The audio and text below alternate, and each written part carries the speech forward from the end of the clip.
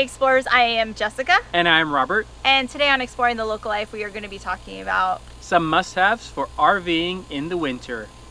Now, some of you may be thinking, why would I want to RV in the winter? A, you may be a full-timer that can't get to Florida or Arizona or Texas or California for the winter. Or, I don't know, maybe you actually want to go get some snow, make some snowmen if you're from Florida and you never get a chance to do that. We highly recommend going winter RVing, but you have to be prepared. It gets really cold out there. So the first thing that we feel that you would need if you want to RV in the winter, it's all about comfort. You're going to need a dehumidifier. Yes, because unlike your house or your previous house or your apartment, whatever, heating system, there's going to be a lot of humidity inside your RV when you turn on that propane heater. Yeah, now we have ourselves 2 adults, 2 kids, 1 cat, not 2 or anything like that. But you know, you're going to be putting out a lot of water vapor, and a dehumidifier takes that out of the atmosphere in your RV and puts it in a bucket. So a dehumidifier is really critical for us when we RV in the winter to keep everything comfortable, not just warm, but actually a nice place to be. Yes, the very first winter, we did not know this, and it was disgusting inside. I mean, you felt like you would touch the walls, and you would feel like moisture it would be wet on it. It was just flat disgusting. Flat out wet. Yeah, so definitely a dehumidifier is going to help you have an enjoyable atmosphere inside of your travel trailer, your fifth wheel, your motorhome. And it provides a little tiny bit of warmth, which is always beneficial when you're RVing in the winter. The second item that we think that you need is an electric portable heater. Yeah, the electric portable heater is going to help even out the propane heater in your RV. So once your propane hits the temperature it thinks it needs to be at, the electric heater can be going on in the background, just evening out the temperature gradient inside your travel trailer or your motorhome or your fifth wheel. So it is something that you want to be hooked up to your electric while you have your propane on and evening things out in that. Absolutely, because you've got your propane heat going on in your RV, which is fantastic, but it is not as efficient. So you're going to find yourself with little pockets of cold. And you're burning through all that propane. Oh my goodness. Yeah, it starts adding up, especially the colder that you get, the further north that you go. So having that portable heater, or more than one depending on what type. We could only do one because we're a 30 amp, but if you're a 50 amp, you might be able to have multiple heaters that will save you on propane and also just make it a lot more comfortable inside your RV. Now you also have to be aware of your campground policies, because some campgrounds do not like you using your propane and electric heat, especially if they're not metering you. And if they are metering you, the cost of electric heat can be quite high as well. So always, you know, play to the situation that you're in. Another reason that some campgrounds don't allow it is because of a fire risk. All right, folks, since we're on the topic of heat, number 3. A heated water hose. Yeah, because if you don't have a heated water hose, an insulated heated water hose, you won't have any. You'll wake up one morning, you'll turn on the faucet, and you ain't gonna get any water. It's gonna be frozen solid. We know this from personal experience. Yeah, 100%. It sucks. So get that insulated heated water hose. It's gonna keep your water flowing, and it plugs in. It has an actual little 20 volt, right? Household plug. Has a 120 volt household plug. 120, I said 20. Household connector, so you can just plug it right into your outlet. There's a couple ways to do it. If you are at a campground, just plug it into the you know, there's usually a 50 amp, 30 amp, and a household plug. Just plug it into there, into the post. And then if you can't get to that, go ahead and get an extension cord and plug it into your RV. Our RV has 2 exterior plugs. We just plug it into that when we're far away from the electrical post, and we're good to go. That's not the only thing you want to have with a heated water hose, because where your water hose connects to your RV, that's actually not going to be insulated. And when your hose connects to the water, that's not insulated. To number 4. Yeah, number 4, you're going to want to have some insulation and some heat tape. And that serves to then cover those exposed areas, and you want to really go ahead and make sure you put the tape against everything and seal it up nice and tight to preserve any ounce of heat that you have there. One other thing also besides the heat tape is foam insulation that you can put on the exposed pipes at the RV park for that water pipe. You know, not all RV parks have heated pipes coming out of the ground, so you could be nice and toasty, your water hose could be nice and toasty, but the pipe coming up out of the ground is frozen solid. And any of these is a failure point, so you want to make sure you have insulation to go there. And how do you keep that insulation on? Zip ties, other types of foam sealing tape, and push comes to shove, if you don't have any of those things, you can also go to your Home Depot, your Lowe's, your local Ace Hardware store and get some spray foam and go wild. That's right. Go ahead and overdo all of it because you don't want to wake up without any water. Let me just tell you, we have learned all these things the hard way. Robert has gone off to work. I mean, we've even prepared for it and we failed. And woken up and been like, awesome, no water, good stuff. Which brings me, actually, this isn't on our list, but there are some RV parks where it gets really, really crazy cold and they shut off the water, okay? So if for some reason you find yourself at an RV park like this or a campground, right, hopefully you've already called ahead of time. Actually, you know, just make the phone call before you get, because there are some places that do this. It's actually cut it off for the winter. Drizzling right now. We're gonna see if we can make water. it. We're getting lots of nature's water. Anyway, go ahead and be prepared. Bring your own, pretend you're like boondocking. Just bring your own water so that way you will not be surprised. And you're probably not going to be able to use your bathroom either. You're going to probably use the bathhouse, but be prepared for that. But that's like way up north. I'm totally distracted by the rain right now. And I'm totally distracted by the rain right now. A point that we want to emphasize here is that some RV parks and campgrounds will remain open during winter, but they may not have the water turned on. Yeah, so in those situations, plan like you're boondocking. Fill up your fresh water. Have some water bottles. And, you know, be flexible.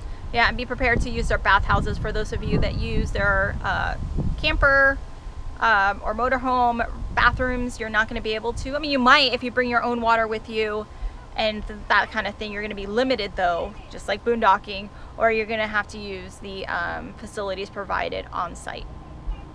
But this is why making those phone calls before you book and head out are so important, especially in the winter, to make sure that they have everything turned off or on, and how you can prepare for that. Yeah, 100%. So the fifth thing that we think you need to have if you're going to be going RVing in the winter are tank heaters. What the heck are those, right? The ones that we like, these aren't the only kind, is the kind that you can actually, they're sticky on one side and not on the other. You put the sticky part on your holding tanks. That's your gray tank, black tank, freshwater tank area. Okay, you cover that with it. It actually plugs in, and it is another type of electric heater that'll keep the water from freezing in there, because you don't want to end up with a poopsicle. That's right. That's the worst thing that could happen. It happened to us. Yeah, when you're RVing in the winter time, you got to make sure that when you pull your gray, pull your black, it empties out into the sewage tank in the ground, into the sewage system, whether it's a septic system or whether it's a plant at the campground. And to assist with that, you don't want your black tank freezing up, your gray tank freezing up, where you pull the handle and nothing happens. So it's one of the things that truly, if you're going to be out there in winter and not moving around all the time, you want these tank heaters. It'll keep everything from freezing, so everything has a good go. Absolutely. So the sixth thing that you're going to want to do if you're going to be RVing in the winter, and especially if you're staying in a place for more than a week or two, is you're going to want to get and invest in some skirting. The skirting, as it sounds, actually does go around the entire bottom of your RV. And what it helps to do is to keep those winds from invading the space underneath the RV and blowing out through and keeping you cold. So that skirting helps create an air bubble trapped under your RV to then help your tank heater stay warm, helps your water hose stay warm, because you want to put it as much as you can under the RV, and will keep things more stable. You want a stable environment as possible with your RV. So that's what skirting really comes across and does a hero's job for you. All right, so number 7, you want to have some sort of window insulation. It can be as easy and cheap as getting some sort of Reflectix, which is like a, it's reflective. Reflective bubble wrap. Yes, basically, and it's easy to put on. We've put ours on with Velcro. Hail to the Velcro. Velcro. Hook and loop fastener. Oh, that's right. don't want to get in trouble for that one. So if you think that the Reflectix would be too ugly or unsavory to look at every day, you can get yourself some blackout curtains. Now this will not only look good and muffle sound, but it'll also be an insulative barrier. Not to mention if you're parked next to a big old lamppost. Oh yeah, that helps. Get some good sleep. There you go. Because as we all know, those windows are not double paned, and it is a fantastic way to make your RV very inefficient, uncomfortable, cold, or hot in the summer. So get yourself some Reflectix, or get yourself some blackout shades, or both. There you go. All right, folks, thank you for hanging out. We're getting to the end of our list, so here we have a few more to finish it off. So we've covered some basic practical things, some really good things that'll help keep you warm, and warm is good. Efficiency, warmth, happiness. Winter RVing. So besides that, what other fun things can we do in the winter time? Number one is fire! Woo! Let's burn something. Let's burn something, please, because it's cold out. Burn it all. And it's pretty. What you got? What do I got? You can get yourself a fire pit. I know that a lot of campgrounds do already come with fire pits, but you can get some really cool ones that are either on the ground, like a little fire ring, or you can get yourself a nice elevated one like you would have maybe in your backyard. Backyards aren't the only place to have those really cool elevated, raised, fancy fire pits. So while we're on the subject of fire, you can get yourself some really cool fire starters. They have like pine cone ones that are different colors. They blaze into greens and blues, reds. Yeah. And along with that, there's also different types of powders you can put on there. Well, you don't want to be sprinkling anything on top of your fire, but you put it in ahead of time, and then they burn up, and the kids love it. Everybody has a good time, and it adds a little bit more of a dimension to your fire. That's right, you get a little rainbow fire. Why not? Yeah, it's a good thing to do. And just, you know, the neighbors like it too, because hey, it breaks up the monotony on a otherwise cold, dreary winter's day. There you go. And next, if the campfire isn't enough to keep you warm, but you want to be outside, get yourself an external portable heater. That's right. Just don't get burned up. Yeah, you have to be careful with those because they're not going to have the same type of safety things that the indoor ones will have. It might be more of an open coil type of a situation, but it will be a nice way for you to still hang out, be by the fire, and not totally freeze. Because what sucks more than being by the campfire, your feet are like sweating hot, and then the rest of you is freezing, and you're like, oh, this is so fun, I love it, I love it. This is ridiculous, let's go inside. I hate it. This will Yeah. make your outdoor winter activity, once that sun goes down, be a lot more pleasant. Yeah, so keep all those doubters that you're dragging camping in the winter with, you know, keep the honey happy. Get a campfire external heater. That way you can point it towards your significant other that's not exactly thrilled about it, and you'll keep them toasty, and then they'll keep you toasty later on. We have no experience about one of us being happy outside in the cold and the other one not. No, not us. Yeah. All right, so our RV has an external LED light, but not all of them have it. But you can buy some. Yeah, get yourself some lights. Yeah, that way when you're out there with your fire, you got your heater on, get some pretty lights out there too, right? You can get all these LED ones that just kind of like attach with some sort of adhesive. You plug in and bam, you have a nice outdoor lighting situation. Yeah, the kids love it. Your spouse is gonna love it because it makes it look like you actually thought about it. Yeah, and also if you have campers that are out walking their dogs, because they're gonna love it too. People always are outside walking their dogs, even in the winter, right? So they'll have a nice place to maybe stop in, join you at the fire, and enjoy your lights. Oh my goodness, yeah, they're great conversation starters. So if you're out having your coffee, you know, that was recommended to you by regular coffee reviews, you know, you can go ahead, have your campfire, have your space heater, your beautiful lights, and then somebody comes bounding along with a Great Dane. Y'all sit down, have a cup of joe, and laugh about the coffee that got spilled on you. Good times. Good times. It's all about good times. All right, so we obviously have a theme going on here, right? It's gonna be freaking cold while you're doing this, but if you still, this can be an indoor or outdoor piece that we think is a fun must-have. A wearable blanket. As we sweat. As we sweat. I know, we're talking about winter RVing and we're sweating here in Florida. But soon enough, we're gonna be winter RVing ourselves, so planning ahead. Yeah, we'll get back to you when we'll show these things off to you, things that we actually got. Absolutely. So the wearable blanket, it doesn't necessarily have to be a Snuggie TM, whatever, right? Trademark, might get in trouble for that. So it's a wearable blanket. That's right. And I am surprised that I don't own one of these. I want to be a Sith Lord. I want one. I want one with like mermaids or unicorns on it. What do you think? I think Nadia's going to take that one. She'll take the unicorn one, so maybe I should get... No, even the mermaid. I'll get one with kittens. She'll take that one too. I'll get one with stars on it. I'll get one with stars on it. Galaxies. Then Daniel will take it. We'll let them choose theirs. We'll all get different kinds of blankets. Wearable blankets. Anyway, so that's an item that you can use inside your RV if with all the other things we have recommended you're still cold, like my mom would be. Put on your wearable blanket, or if you're outside and you just want to be snuggled by the fire right next to that portable heater, get your wearable blanket. Yep. Now, if you're not going to be sitting under the blankets and you're going to be running around sweating it up, get yourself a Snowball Maker. If you're anal. If you want a perfectly round, perfect one. And they have some that actually have like little etchings in them, so you can actually have like a happy-faced snowball as you're tossing at somebody. I don't know. Sometimes making snowballs isn't that easy. Get yourself a snowball maker. Get yourself have some fun. Maker, if that's your thing. If that's your thing. All right, folks, you've stuck it out with us. We thank you very much for that. The last thing that we have for you is a shameless plug.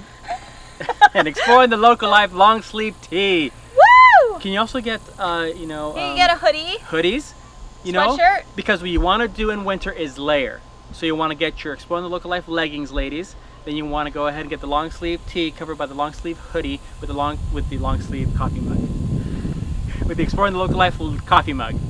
And once you do that, or tumbler, you'll be all set for starting your winter RVing adventures. You can wear that long sleeve tee in the fall to the store to pick up all of these things while you're on your computer ordering stuff off of our Amazon link. Ooh, and then going over to Patreon and saying, hey, we're going to support you guys on Patreon because you gave us some cool tips about winter RVing. Because we're awesome like that, and you guys are awesome like that too. We love you. You're awesome. You can do it. And you're doing it.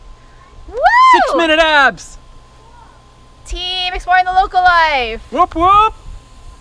And we will have the link below to our Rebel store where you can purchase those items, and all the other things that we listed, all those must-haves and all those fun things also will be in the description with a clickable link to our Amazon store. You can get that shipped anywhere you are. Campgrounds, somebody's house, whatever you need.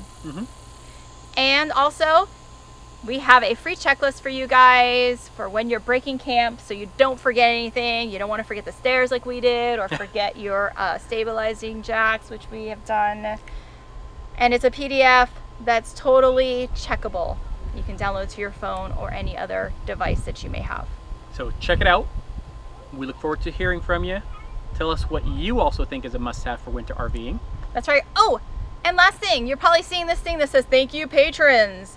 If you're interested in getting some behind-the-scenes stuff and just finding out more about who we are as people and what we do when we're not sharing with you guys here on YouTube, go to our Patreon page and find out more there. We have different levels of support.